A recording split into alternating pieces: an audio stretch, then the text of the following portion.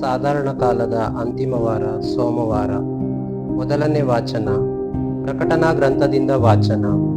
ಅನಂತರ ಸಿಯೋನ್ ಬೆಟ್ಟದ ಮೇಲೆ ಯಜ್ಞದ ಕುರಿಮರಿಯಾದಾತನು ನಿಂತಿರುವುದನ್ನು ಕಂಡೆ. ಆತನ ಸಂಗಡ 1,44,000 ಮಂದಿ ಇದ್ದರು. ಇವರು ತಮ್ಮ ಹಣೆಯ ಮೇಲೆ ಯಜ್ಞದ ಕುರಿಮರಿಯ ಮತ್ತು ಆತನ ಪಿತನ ನಾಮಾಂಕಿತವನ್ನು ಬರೆಸಿಕೊಂಡಿದ್ದವರು. ಇದಲ್ಲದೆ ಸ್ವರ್ಗದಿಂದ ಮಹಾಧ್ವನಿಯೊಂದು ಕೇಳಿಸಿತು. ಅದು ಬೋರ್ಗರೆಯುವ ಜಲಪ್ರವಾಹದಂತೆಯೂ ದೊಡ್ಡ ಗುಡುಗಿನ ಗರ್ಜನೆಯಂತೆಯೂ ಇತ್ತು. ನಾವು ಕೇಳುತ್ತಿದ್ದ ಧ್ವನಿ ಕಿನ್ನರಿಯನ್ನು ನುಡಿಸುತ್ತಿರುವವರ ವಾದ್ಯಗಾರರ ಸ್ವರದಂತಿತ್ತು.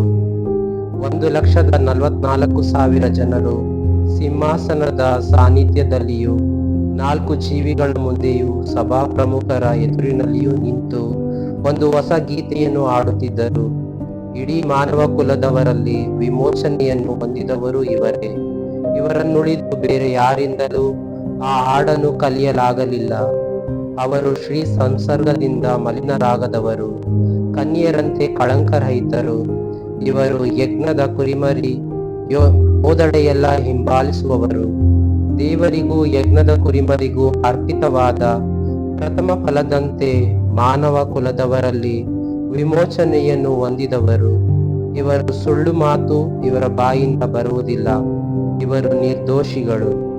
ಪ್ರಭುವಿನ ವಾಕ್ಯ. ದೇವರಿಗೆ ಕೃತಜ್ಞತೆ ಸಲ್ಲಲಿ. ಕೀರ್ತನೆ. ಶ್ಲೋಕ. ಇಂಥವರೇ ದೇವರ ದರ್ಶನಾಭ್ಯರ್ಥಿಗಳು.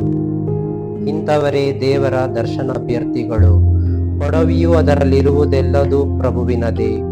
ಜಗವು ಅದರ ಜೀವ ಜಂತುಗಳೆಲ್ಲವೂ ಆತನದೇ. ಕಡಲನ್ನು ತಳಪಾಯವಾಗಿಸಿದವನು ಆತನೇ. ಶ್ಲೋಕ. ಇಂಥವರೇ ದೇವರ ದರ್ಶನಾಭ್ಯರ್ಥಿಗಳು.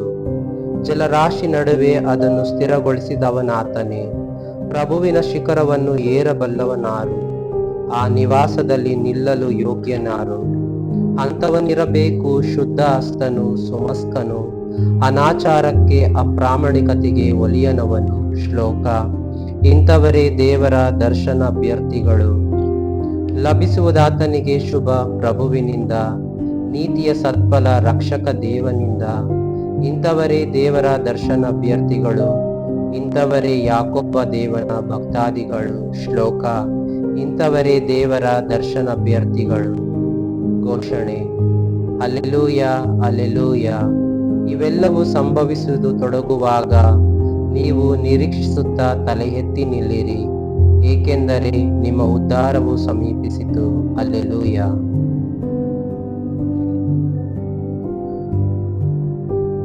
ಲೂಕನು ಬರೆದ ಪವಿತ್ರ ಶುಭ ಸಂದೇಶದಿಂದ ವಾಚನ.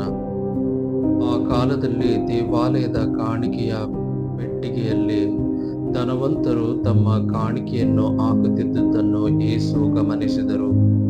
ಅಷ್ಟರಲ್ಲಿ ಒಬ್ಬ ಬಡವಿಧವೆ ಅಲ್ಲಿಗೆ ಬಂದು ತಾಮ್ರದ ಚಿಕ್ಕ ನಾಣ್ಯಗಳೆರಡನ್ನು ಕಾಣಿಕೆಯಾಗಿ ಹಾಕಿದಳು.